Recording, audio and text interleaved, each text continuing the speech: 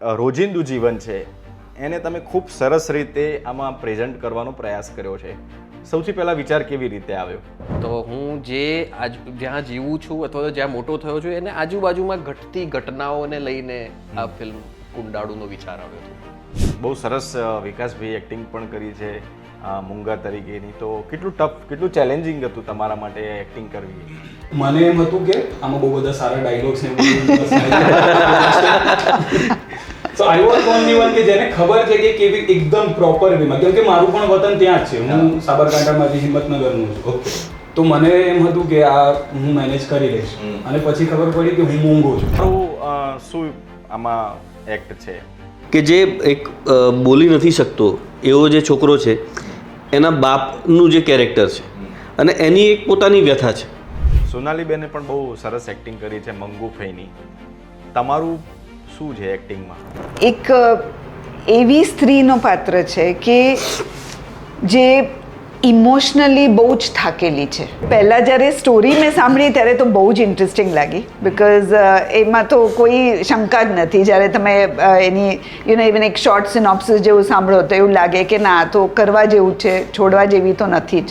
એટલે તમે ફિલ્મમાં તમને ખબર ના પડે એમ કે આ બાઈ આ શું બાઈ, એટલે આમનું ઇન્સ્ટાગ્રામ તમે સ્ટોક કરો તો તમને એવું લાગે કે આ કેવી રીતે મંગુબાઈ હોઈ શકે યાર. અને આ બધું લુક એમને તૈયાર કરીને મને જ્યારે અરીસો ફાઇનલી ધર્યો, હું તો રડી પડી પોતાને જોઈને. કે કંઈ નહીં જ બોલવાનું છે, પણ કોઈ નહીં બોલવાનું છે. કોઈ નહીં, ઉત્તર ગુજરાતની ભાષામાં. ચો જાતા ચોય નહીં, હું લાયક કોઈ નહીં.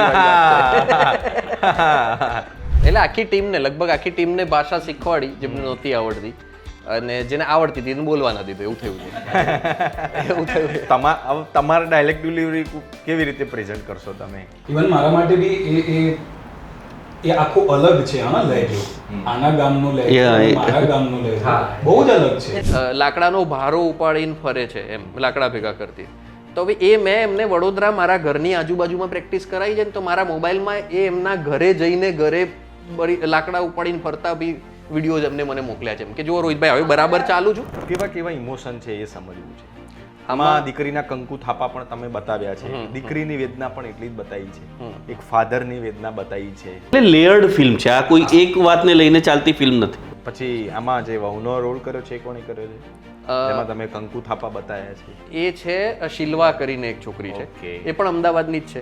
જયપુર ફિલ્મ ફેસ્ટિવલમાં પણ નોમિનેટ થઈ હતી આ ફિલ્મ કુંડાળુ. નોમિનેટ પણ થઈ હતી અને અમે લોકો 7 એવોર્ડ જીત્યા પણ છીએ. ઓકે, જયપુર ફિલ્મ ફેસ્ટિવલમાં. કે અમારા પોડકાસ્ટમાં એમને કેવું લાગ્યું વિકાની ભાષામાં? તમને નહીં સમજાય સમજી જશે, અમારો ઓડિયન્સ બધું જોરદાર સમજી જશે.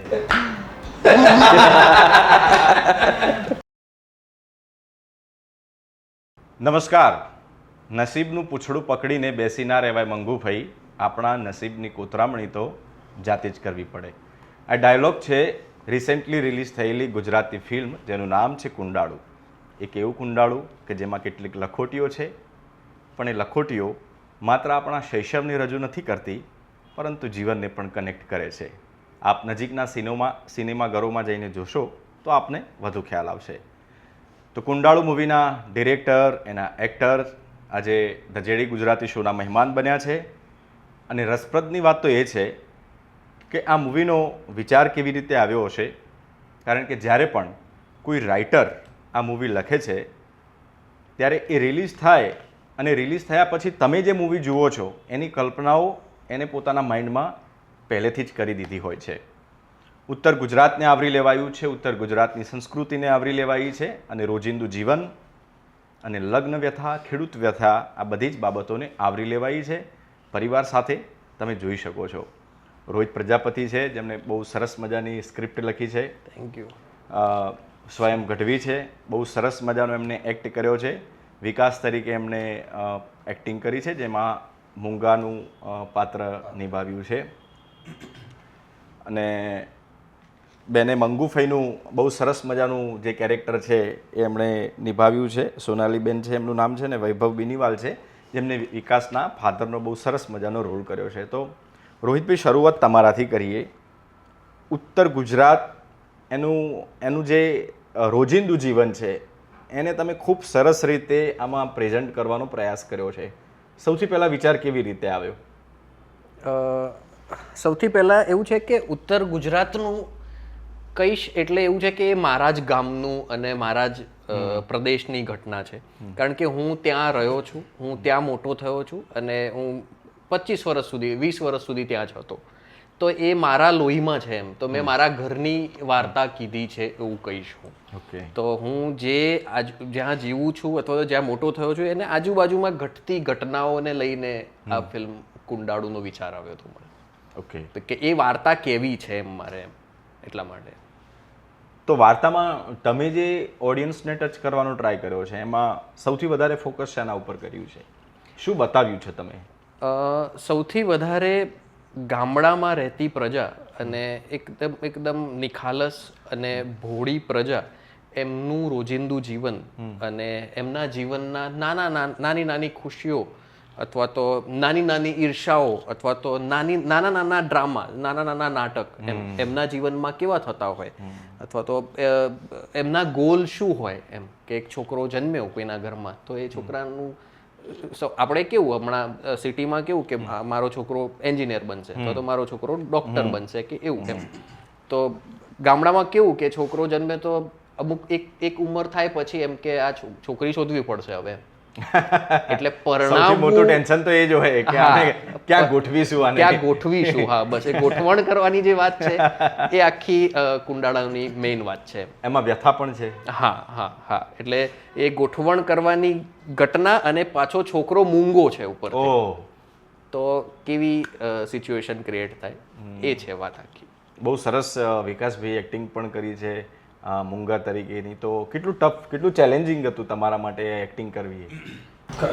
નોર્મલી જે એક્ટર્સ માટે હોય છે એટલું ચેલેન્જિંગ હતું, કેમ કે આયરની છે આ ફિલ્મની, બહુ મજાની વાત છે. ટીચર છે મારા વૈભવ સર, એમના જ હાથ નીચે અમે ભણ્યા છીએ અને બંને અમારા બધાને. હા, એટલે રિયલ લાઈફની વાત કરું છું. મૂવીમાં તો ફાધર છે. રિયલમાં ટીચર છે અમારા.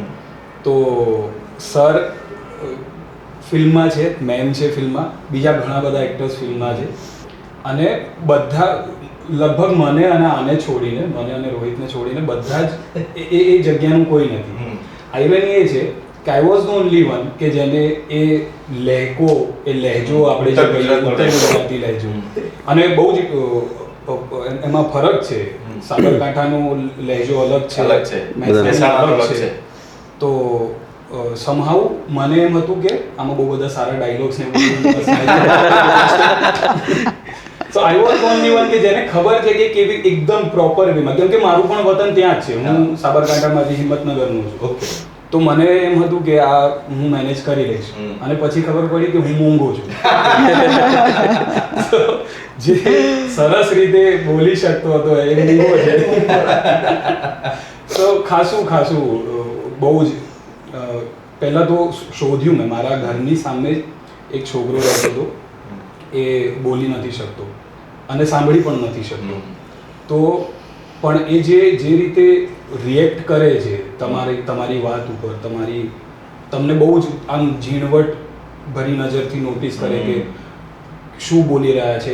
મને એવું લાગે છે, એ મારી એની સાથે વાત નથી થઈ, પણ મને એવું લાગે છે કે એ કદાચ આમ મેનેજ કરતો હશે, આમ ગણિત લગાવતો હશે કે આ શું બોલવાનો પ્રયત્ન થઈ રહ્યો છે, શબ્દ જીભ કઈ રીતે વળી રહી છે. તો મેં એની સાથે બહુ જ સમય મેં વિતાવ્યો. વડોદરામાં જ્યારે આ આઈડિયા અમે ડિસ્કસ કર્યો કે આવી રીતે ફિલ્મ બનાવી છે, એના પછી લગભગ હું 10-12 દિવસ મારા ઘરે જઈને ત્યાં એની સાથે તો તમે પ્રેક્ટિસ કરતા? હા, એટલે પ્રેક્ટિસ એટલે મારી બહેન જે છે એ આનું જ ભણી છે કે જે બોલી નથી શકતા, સાંભળી નથી શકતા બાળકો, એમને કેવી રીતે એમનું ટીચિંગ થાય એનું જે ભણી છે. તો એની સાથે મેં ખાસી એવી વાતચીત કરી. એની પાસેથી હું પેલી સાઇન લેંગ્વેજ જે આવે સિમ્બોલિક એ શીખ્યું. મને બહુ જ સારી રીતે નથી આવડી અને પછી એટલી જરૂર પણ નથી આમાં ફિલ્મમાં. બટ એની એ જે આખી પ્રોસેસ રહી છે એ એકદમ જ, કેમ કે આપણે તો બોલી શકીએ છીએ, સાંભળી શકીએ છીએ, જે આ નથી કરી શકતું, જે બોલી જ નથી શકતું પણ એક્સપ્રેસ કરે છે પોતાની જાતને બહુ જ આમ શું કહેવાય એક્ઝેજરેટ પણ કરે છે ઘણી વખત. તો એ બધી નાની નાની ડિટેલ્સ મને ત્યાંથી મળી. સો યસ, ટફ તો હતું પણ મજા આવી. એમાં સારી રહી પ્રોસેસ. મારે તમને આમાં ડાયલોગ બોલાવો તો હું કેવી રીતે બોલાવું? એ તો બોલી દેશે, તમે સમજી શકો કે નહીં એ તમારે જોવાનું. ચલો તમે ડાયલોગ વિચારો ત્યાં સર તમારું શું આમાં એક્ટ છે? આમાં જેમ હમણાં જે વાત થઈ એ પ્રમાણે કે જે એક બોલી નથી શકતો એવો જે છોકરો છે એના બાપનું જે કેરેક્ટર છે અને એની એક પોતાની વ્યથા છે કે હવે આવો છોકરો છે, એની એક સમાજમાં જે એક સમાજનું જે આપણું બંધારણ છે એ પ્રમાણે હવે એના લગ્ન પણ થવા જોઈએ. તો હવે એ લગ્ન માટે એક સામાન્ય છોકરો હોય અને જે એક બોલી ન શકનારો છોકરો હોય તો એના લગ્ન કેવી રીતે કરાવવા? અને એમાં એક મહત્ત્વનો મુદ્દો એ છે કે બાપનું એવું માનવું છે કે જો લગ્ન કરાવવાના છે તો જ્યાં આ એક એવા સમાજની વાત છે કે દરેક વખતે છોકરો અને છોકરી સામે બેસીને વાત કરે લગ્ન પહેલાં જોવા જાય એવી વાત નથી. ફેમિલી મળીને પણ નક્કી કરે કે આપણા બાળકોનું સગપણ કરીએ આપણે, એવા તબક્કાની વાત છે. તો એમાં બાપ એવું માને છે કે નક્કી કરતી વખતે કહી તો દેવું જ છે, પાછળથી પ્રોબ્લેમ ના થાય. હા, એટલે જે જુઠ્ઠું બોલીને જંગ નથી જીતવાની એ જે વાત છે ને એ માનનારો વ્યક્તિ છે. અને એટલે એ વધારે ચિંતામાં છે, કારણ કે એકવાર થઈ જાય તો પછી અમુક વાર તો એવું હોય છે કે થઈ ગયું હવે શું, તો છોકરી પણ પાછી ના જાય એવું પણ બને. એટલે એવા પણ એ સમાજ એ રીતનો હોય છે અમુક વાર એવા વ્યક્તિઓ કે ભાઈ હવે લગ્ન થઈ ગયું છે નક્કી, હવે આજ આખી જિંદગી આની સાથે જ રહેવાનું છે, પણ એ નથી કરવાનું અને એવી રીતે નથી જિંદગી કાઢવાની. એ ક્લિયર છે આના માઇન્ડમાં, બાપના માઇન્ડમાં. અને એટલે એની એ ચિંતા વધારે છે કે ભાઈ નક્કી કરવું છે તો કહીને કરવું છે અને કહેવા જાય તો નથી થવાનું. એવી અસમંજસમાં આ પાત્ર છે વધારે. ને સમાજની અંદર હાલમાં પણ ઘણા બધા એવા પરિવારો છે કે જેમના બાળકો દિવ્યાંગ હોય, મૂંગા હોય, તો એમને સૌથી પહેલી ચિંતા આ જ હોય છે કે સમાજ એ લોકોને સ્વીકારશે કે નહીં સ્વીકારે. અને સ્વીકારી તો લે છે સમાજ, બધા વાહવાહી તો કરતા હોય છે, પણ કોઈ પોતાની દીકરી આપવા ન જાય. કરેક્ટ. અરે ઇવન ચાલો જ્યારે એરેન્જ મેરેજ હોય છે તો દિવ્યાંગને તો છોડી દો, ઘણીવાર એવું પણ હોય છે કે સેલરી પણ ખોટી કહેતા હોય છે. આજે ખોટીવાળી જે વાત છે ને, તો જેટલી છે એના કરતાં વધારે કહી ને પછી હવે તો જે છે એ આ છે એવી રીતે પણ થતું હોય છે. એવું ન થાય અને એવું ન કરવું જોઈએ એ વિચારધારાવાળો આ વ્યક્તિ છે, ગામનો એક માણસ, ખેડૂત પણ છે, દીકરાની ચિંતા પણ છે અને પાછું ઈમાનદારી પણ રાખવાની છે. સોનાલીબેને પણ બહુ સરસ એક્ટિંગ કરી છે મંગુ ફઈની. તમારું શું છે એક્ટિંગમાં? કેરેક્ટર તો મંગુ ફોઈનું છે જ. એક એવી સ્ત્રીનો પાત્ર છે કે જે ઇમોશનલી બહુ જ થાકેલી છે. લાઈફમાં એને નાની ઉંમરમાં એટલું બધું જોઈ લીધું છે, લોકોને બદલતા જોયું છે, એની સિચ્યુએશન એવી છે કે એને આમ પલક ઝપકતા આખી વાત બદલાઈ જાય એવી ટાઈપની એની સાથે ઘટનાઓ થાય છે. સો ઇમોશનલી બહુ જ થાકેલી છે. અને ઇમોશનલી તમે થાકેલા હો એની સાથે સાથે ફિઝિકલી પણ, શારીરિક રીતે પણ એ બહુ જ થાકેલી છે. બિકોઝ એને દરરોજની જિંદગી જીવવા માટે એને સ્ટ્રગલ છે. સવારનું કંઈક કામ કરીને ખાવાનું મળે ત્યારે એ સાંજે કંઈક બનાવી શકે, ખાઈ શકે. અને એની મેઇન વ્યથા આઈ થિંક એ છે કે એ સાવ એકલી છે, એની પાસે કોઈ જ નથી. મનની વાત કહેવા માટે, સમજવા માટે એ તો કોઈ નથી જ, પણ ઉલટાનું લોકો એને જુદી રીતે જોઈએ છે કે આ તો અપશકુની છે કે થોડી કદાચ ગાંડી પણ છે, એટલી બધી સેન નથી બુદ્ધિથી. એટલે એવી રીતના લોકો એનાથી દૂર રહે છે, વાત નથી કરતા, કોઈ સાથે કંઈ શેર નથી કરી શકતી. તો એવી વ્યક્તિની લાઈફ કેવી હોય? અને પાછી આખું જીવન કુંવારું. વેલ, એ તો આપણે ફિલ્મમાં જોઈશું કે શું ઘટનાઓ છે અને શું થાય છે અને કેવી એની સિચ્યુએશન કરન્ટલી છે. પણ યસ, આવી એક વ્યક્તિની આ. તો તમે બેઝિકલી વડોદરાથી છો? યસ. તો તમે પછી પોતાની જાતને કેવી રીતે ઢાળી મંગુ ફઈમાં? કારણ કે એમાં ઉત્તર ગુજરાતી હા ભાષા બોલવાની પહેલાં જ્યારે સ્ટોરી મેં સાંભળી ત્યારે તો બહુ જ ઇન્ટરેસ્ટિંગ લાગી બિકોઝ એમાં તો કોઈ શંકા જ નથી. જ્યારે તમે એની ઇવન એક શોર્ટ સિનોપ્સિસ જેવું સાંભળો તો એવું લાગે કે ના તો કરવા જેવું છે, છોડવા જેવી તો નથી જ. પણ ચેલેન્જીસ એવા હતા કે મેં કીધું આપણે મળીએ, વાત કરીએ રોહિતભાઈ સાથે જ્યારે હું મળી ત્યારે. પણ સ્ટ્રગલ એ જ હતું કે આ કેવી રીતના મારાથી થશે અને એવું ના થાય કે બિકોઝ એક જવાબદારી પણ લાગે એઝ એન એક્ટર કે આપણા બધા આ કોન્ટેક્સ્ટ, આ રિજનનું જે કોન્ટેક્સ્ટ છે એનાથી કંઈક એમને સંબંધ આવ્યો છે પહેલાં ઇન લાઈફ. હું એકલી જ એવી હતી જે આવું એકચ્યુઅલી પહેલી વખત જ્યારે હું આ ગામડામાં ગઈ ત્યારે પહેલી વખત હું કોઈ ગામડામાં ગઈ છું. એટલે રહેવા માટે આપણે પસાર થતા હોય પણ મેં કોઈ દિવસ ગામડું જોયું નથી, રહી નથી. એટલે એવું લાગ્યું કે કેમનું થશે આ. બટ એ એમનું બિલીફ, એમનું એક કન્વિક્શન હતું કે ના આપણે એના માટે તો આપણે ટ્રેન કરીએ છીએ. અને આવા કોઈ કેરેક્ટર માટે પહેલી વખત જ મેં આવી ટ્રેનિંગ કરી. અચ્છા, કેટલો સમય ટ્રેનિંગ કરીને ક્યાં રોકાયા હતા? એટલે જો શરૂઆત ફિલ્મની શૂટ શરૂ કર્યું ને એના પહેલા લગભગ અમે 20-21 દિવસ તો આપણે કદાચ ઘરે મળ્યા છીએ. અચ્છા, એ 20 દિવસ તમારા એકચ્યુઅલ હશે પણ મારા મગજમાં એ 2 મહિના જેવા હતા. એ મારી ટાઈમલાઈન હતી. 20 દિવસ તો વડોદરાવાળા મારા ઘરે અમે લોકો શૂટ કરવા નીકળ્યા એના પહેલા વાતચીત કરતા. રોજ વર્કશોપ ને રોજ લેંગ્વેજ પર ને બોડી લેંગ્વેજ પર કામ થતું. અને એના પછી ત્યાં ગયા, જ્યારે શૂટ કરવા ગયા ત્યાં અમે લોકો શૂટના પહેલા 3-4 દિવસ આખી ટીમને એને બધાને ફેરવીને આખું. અને પછી શૂટિંગ દરમિયાન પણ એ તો મારા પોતાના ઘરે રોકાયા હતા, ગામડે પણ. ત્યાં પણ મારા મમ્મી પપ્પા સાથે જ રહ્યા હતા એ તો. એટલે રહેવાની બીજી સગવડ હતી પણ મને એવું લાગ્યું કે હું જો ઘરે રહીશ તો એટલે જે સમય આપણે શૂટ નથી કરતા ત્યારે પણ કંઈક લઈ શકું. લાઈક આપણે રસોડામાં નીચે બેસીને જમતા હતા, એ બધી વસ્તુઓ અમુક બોડી લેંગ્વેજ, અમુક વસ્તુ ત્યાંથી જ આવે.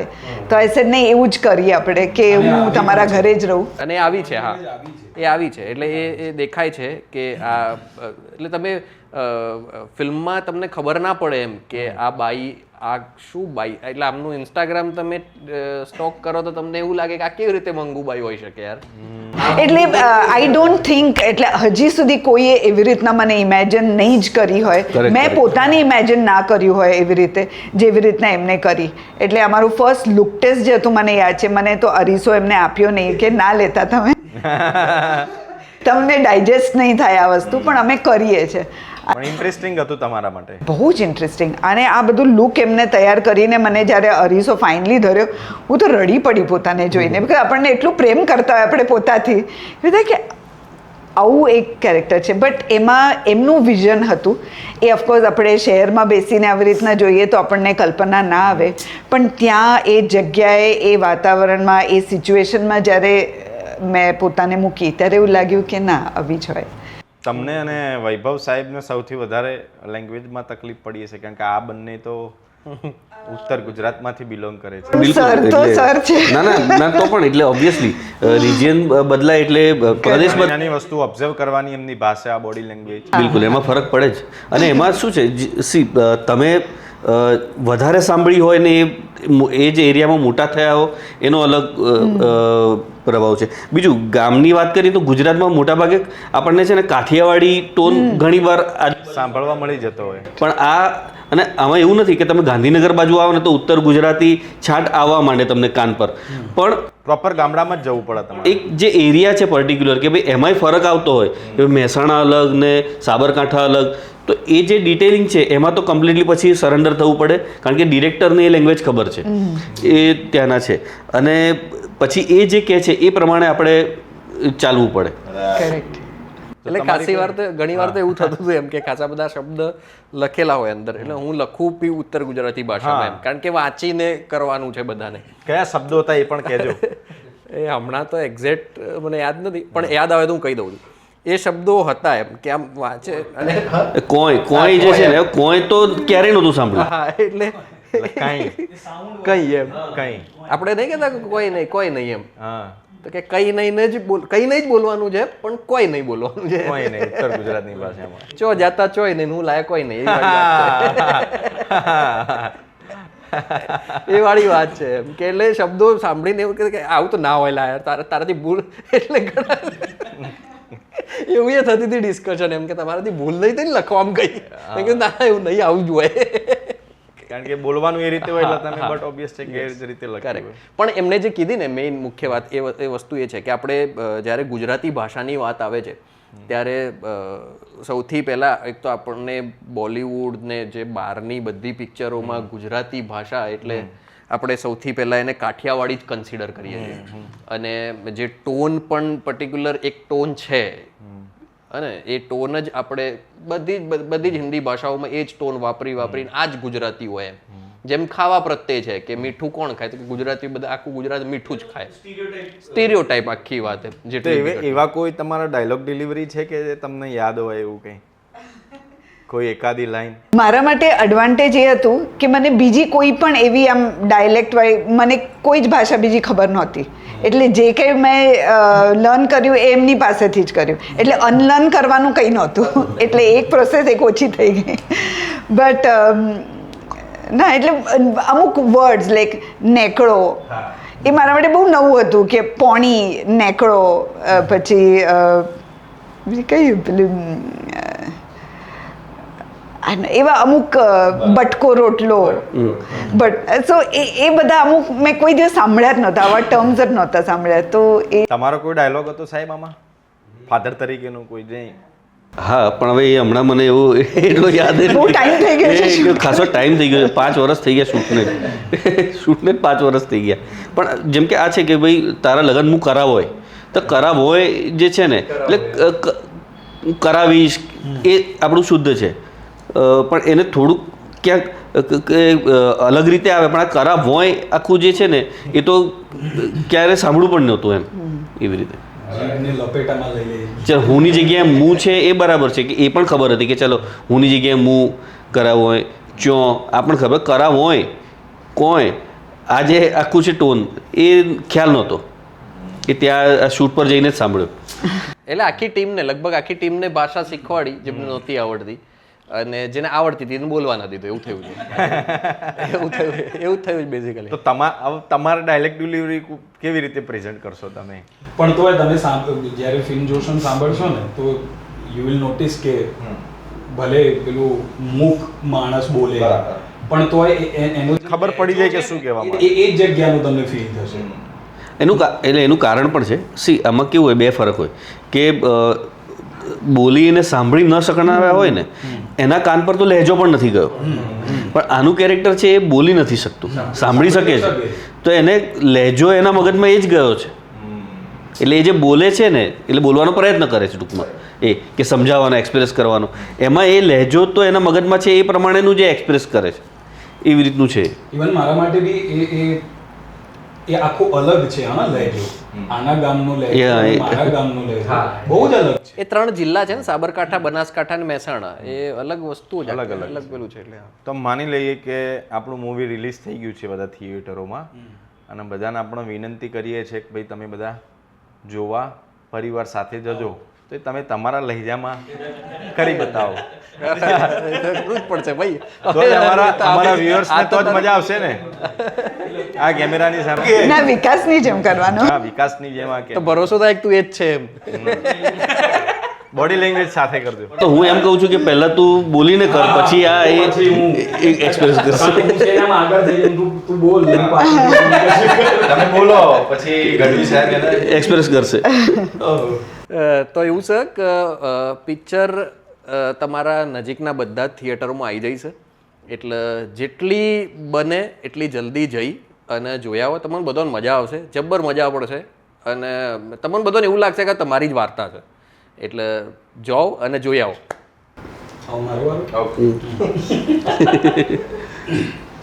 આ એવો હોય ને એ ભાઈ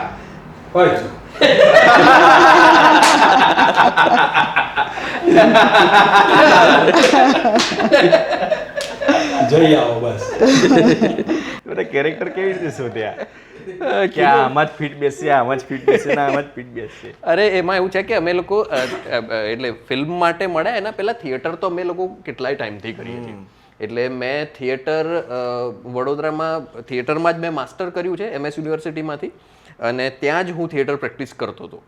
અને આની સાથે હું છેલ્લા 3 વર્ષથી ફિલ્મના પહેલા 3 વર્ષથી હું થિયેટર કરતો જ હતો ઓલરેડી. એટલે મેં આના પહેલા જે નાટક કર્યા એ નાટકમાં પણ આ રોલ કરી ચૂક્યો છે. એટલે કેરેક્ટર્સ આ જ કેરેક્ટર નહીં પણ બીજા બધા ઘણા બધા કેરેક્ટર્સ કરી ચૂક્યો છે. એટલે as an actor any capacity મને ખબર હતી એમ કે આ કરી શકે છે એમ. અને એવું જ સર સાથે તો અમે લોકો એમની જોડે તો ભણ્યા છીએ, એટલે તો પ્રશ્ન જ નથી એમ.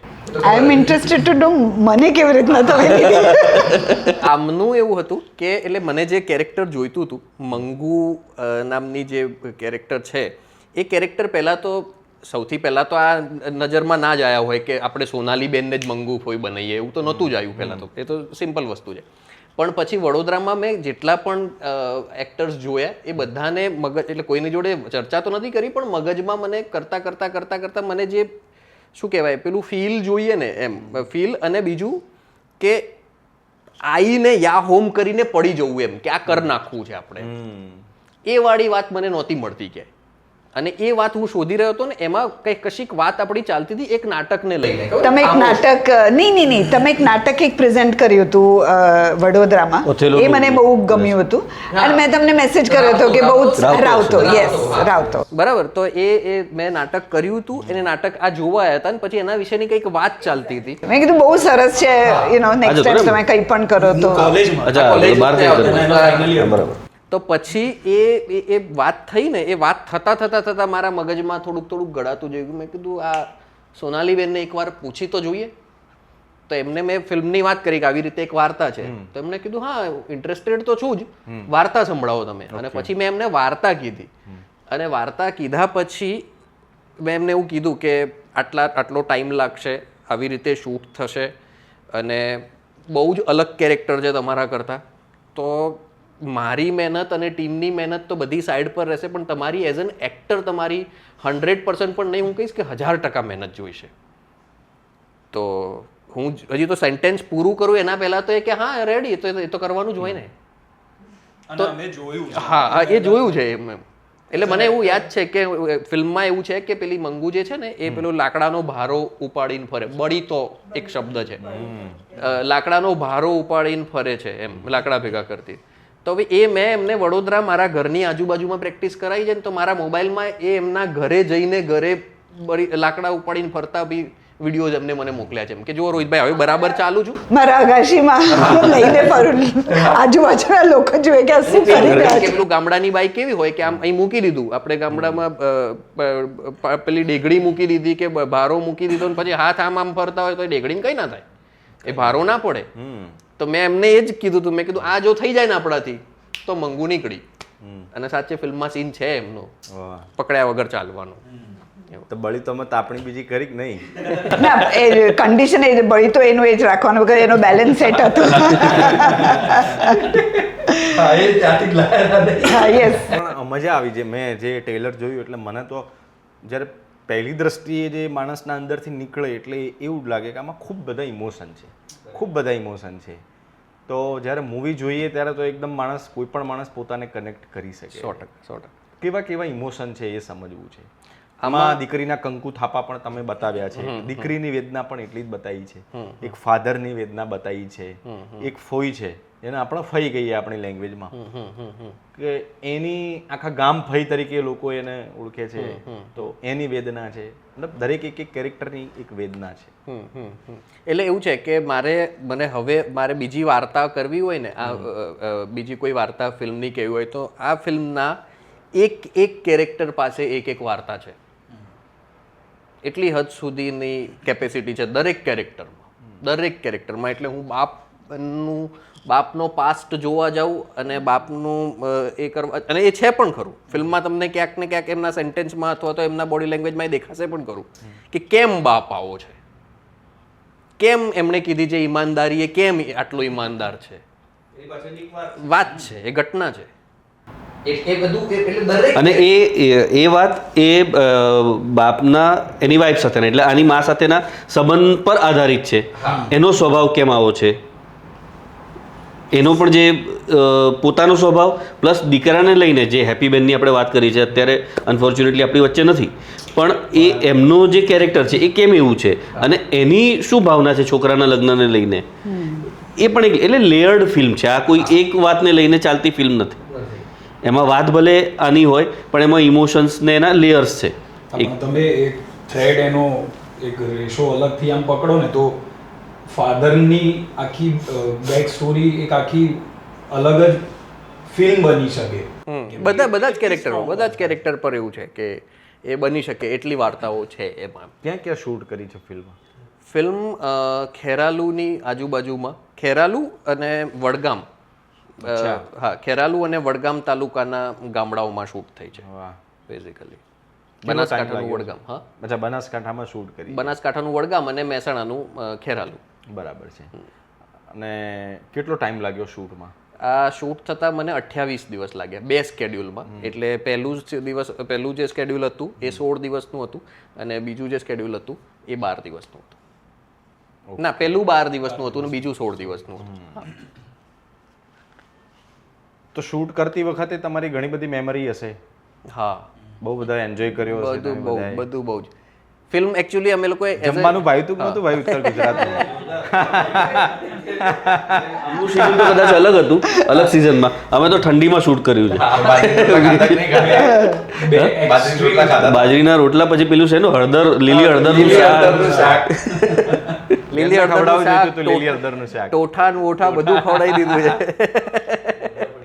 બે એક્સ્ટ્રીમ અલગ વેધરમાં શૂટ કર્યું. એટલે એક સ્કેડ્યુલ મેમ સાથેનું જે પહેલાનું સ્કેડ્યુલ હતું એકદમ ભર ઉનાળામાં હતું. એકદમ પીક ઉનાળામાં છે અને સર સાથેનું જે હતું એ એકદમ એક્સ્ટ્રીમ ઠંડી. અરે કેવી ઠંડી!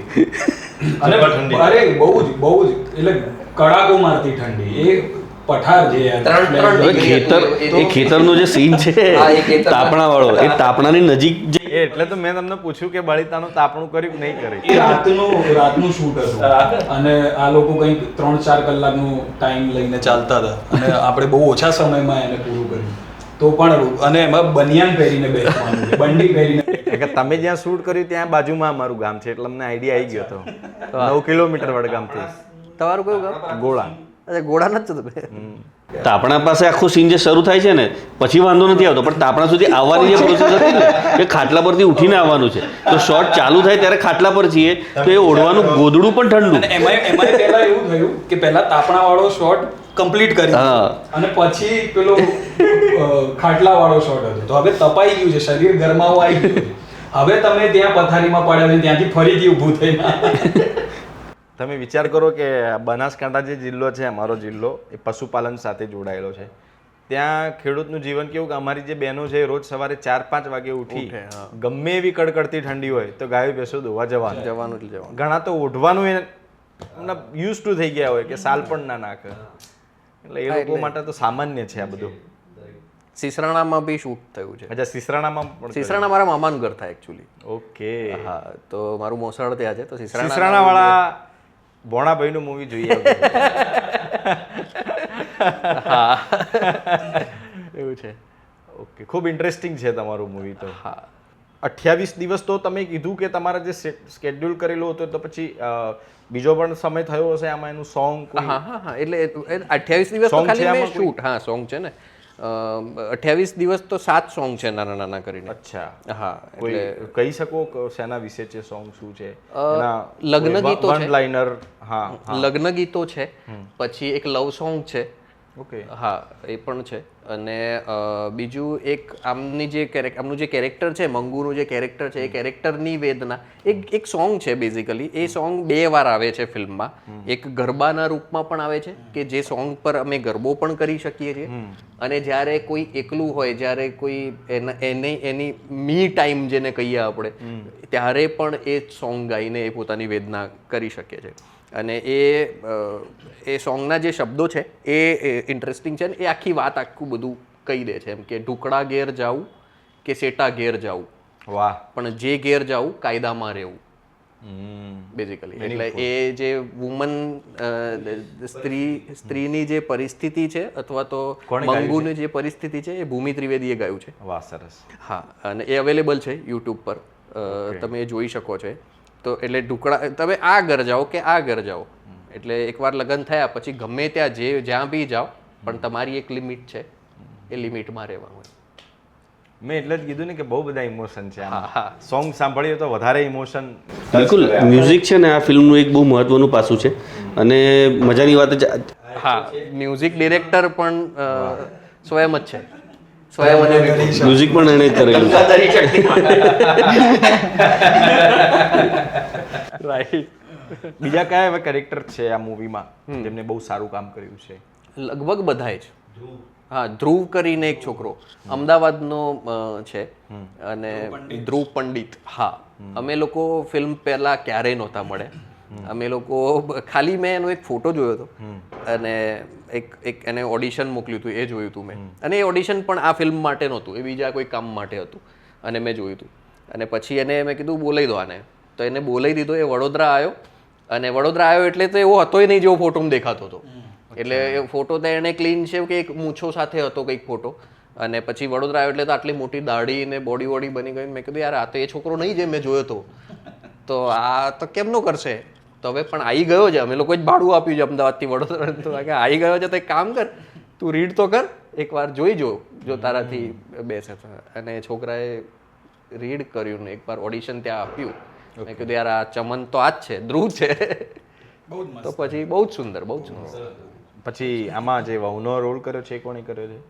જેમાં તમે કંકુ થાપા બતાવ્યા છે. એ છે શિલ્વા કરીને એક છોકરી છે, એ પણ અમદાવાદની જ છે. અને એ ધ્રુવ થ્રુ નથી મળી, પણ એ હું અહીંયા અમદાવાદમાં એક નાટક કરવા માટે આવ્યો હતો, તો ત્યાં એને મળ્યો હતો. તો શી ઇઝ ધેટ. તો નેક્સ્ટ પછી શું બીજી કોઈ સ્ક્રિપ્ટ લખવાનું ચાલુ છે? હા, ચાલુ છે.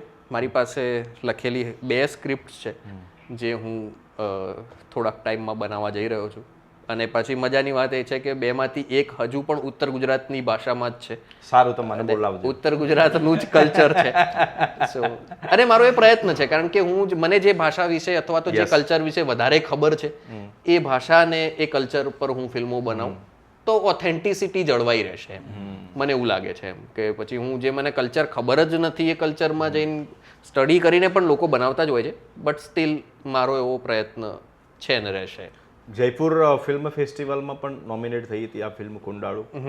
નોમિનેટ પણ થઈ હતી અને અમે લોકો 7 એવોર્ડ જીત્યા પણ છીએ ઓકે જયપુર ફિલ્મ ફેસ્ટિવલમાં. તો best costume, best sound, best cinematography, best music અને બેસ્ટ પ્રોડક્શન ડિઝાઇન ઓલ્સો.